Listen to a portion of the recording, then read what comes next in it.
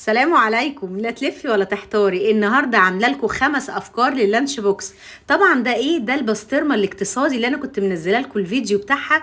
من ربع كيلو لحمه مفرومه عملنا احلى بسطرمه واتاكلت في يومها. عملتها بالليل، الصبح عملتها زي ما انتم شايفين، طلعتها قدامكم. بصوا بتلجها اهي، بتتقطع بالمقص بكل سهولة، سهلة جدا وطريقتها جميلة قوي.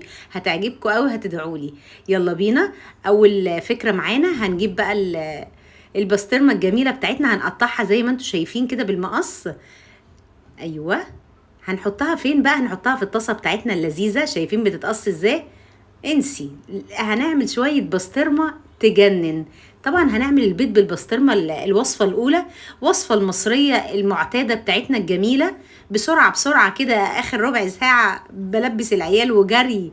هنحمرها بالسمنة كده البلدي زي ما انتوا شايفين، وهننزل بالبيض الجميل بتاعنا بالطين اهو، ونحط عليهم ملح وفلفل أسمر، ونقلب كل الكلام الجميل ده. ريحتها مفحفحة، انسوا كل ده الجميل ده البسطرمة الاقتصادي. ايوه، ولا عرف ولا حاجة. خلصنا كل الكلام الجميل ده، يلا بينا على احلى سندوتش. شمين الريحة؟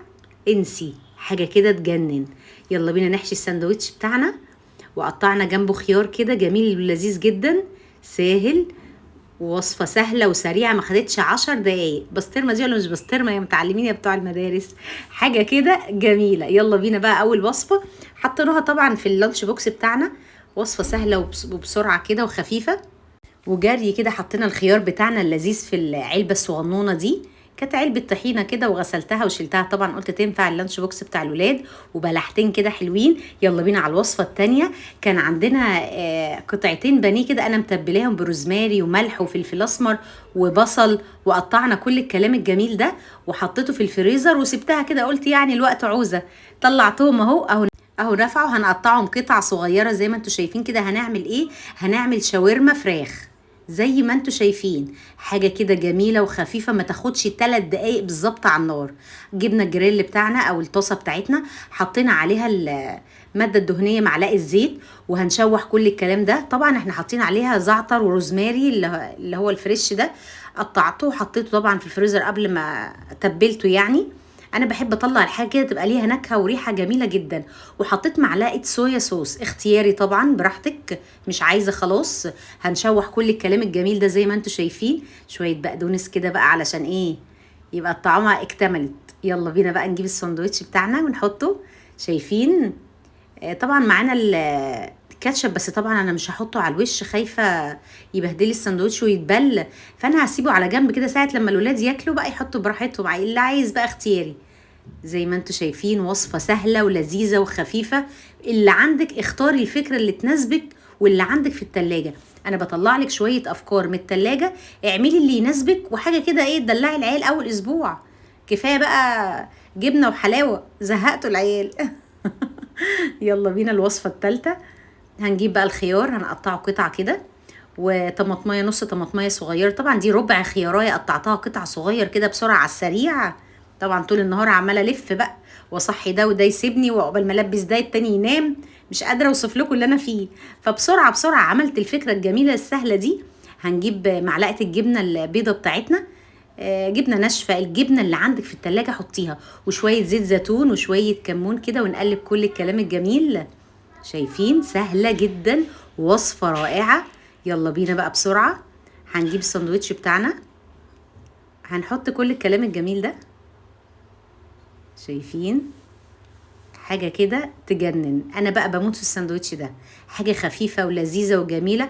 وجنبها كمان ايه؟ فلفل كوبي الوان براحتك طبعا زي ما انتوا شايفين. طبعا اختاري واحتاري، لا طلعي اللي عندك، اللي موجود طلعيه، مش لازم نشتري ونكلف نفسنا. وفلفل كده اخضر، وكانت عندي كومتريه كده حطيتها لهم زي ما هي. ده تالت وصفه. يلا بينا رابع وصفه، سهله قوي وخفيفه وبسرعه بسرعه برضو. لو انت صاحيه متاخره، بسرعه هنحط الجبنه البيضه وعليها الجبنه التركي كده فوقيها.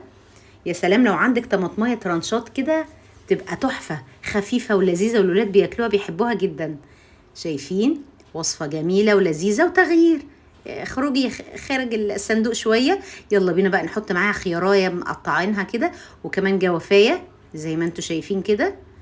ولا بقى مواد حافظه ولا حاجه. هنا كان عندي عجينه بقى، هنعمل بقى ايه اللانش بوكس الرابع ولا الخامس، ده الخامس.